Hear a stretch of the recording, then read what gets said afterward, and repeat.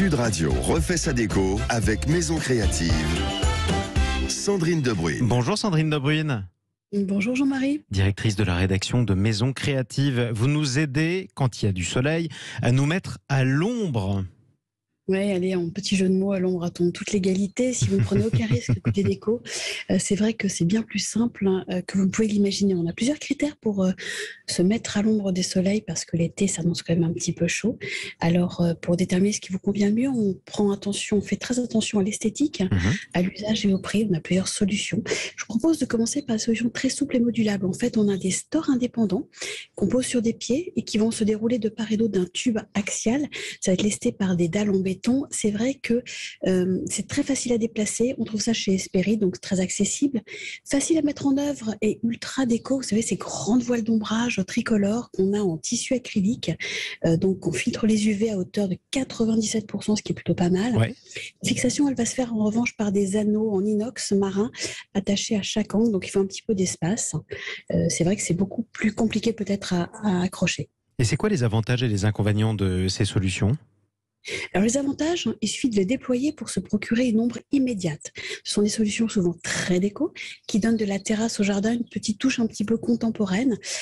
Les inconvénients, l'ombre des textiles restera toujours un petit peu plus chaude que celle des arbres ou des canisses et sans courant d'air. Alors c'est vrai que la chaleur peut rester un petit peu bloquée sous les voiles d'ombrage quand même. Alors même s'il y a de la pluie et des perturbations sur une partie du pays aujourd'hui, l'été s'annonce très chaud, Sandrine.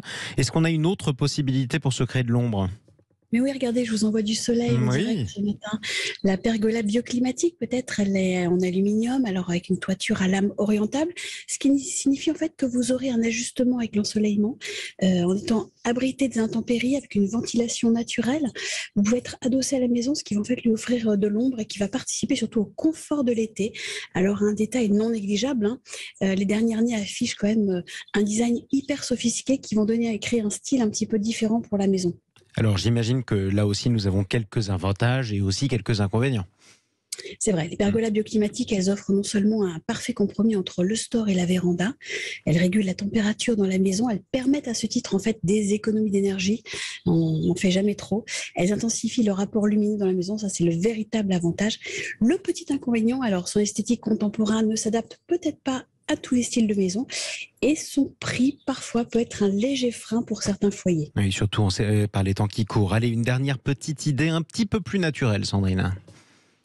Eh bien, la nature, quelle qu'il soit, est toujours très agréable. Alors, c'est vrai qu'à l'ombre des végétaux et des feuillages un petit peu denses, on préfère peut-être cette solution. On peut les faire grimper sur des tonnelles ou des pergolas complètement en bois. Ce qui est sympa, c'est qu'elles sont assez modulables. Elles sont faciles à monter. En fait, il existe des structures légères qui abordent une couverture de canis. Elles sont réalisées avec des matériaux naturels. Elles subliment pour le coup le jardin. Même les petites terrasses ou les petits balcons, c'est vrai que leur diversité, elle est plutôt synonyme d'adaptabilité architecturale. Donc là, on peut le mettre un petit peu partout. Le confort peut dépasser le simple apport d'ombrage. Les prix sont généralement beaucoup plus modestes que ceux des pergolas bioclimatiques. Alors, petit bémol, j'ai envie de dire qu'il faut savoir quand même les changer tous les 4 à 5 ans quand même. Oui, ça c'est important. Et c'est bon à savoir. L'avantage des inconvénients de certains.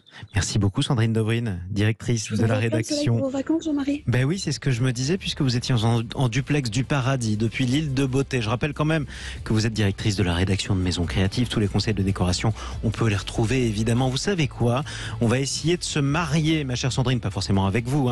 Dans quelques minutes, juste après le journal des sports, on parlera du boom des mariages. Il y a eu 2 ans de Covid notamment qui ont vu une chute des mariages. Les Français se rattrapent et se disent oui. Ce sera juste après le journal des sports d'Esteban Rania. À tout de suite.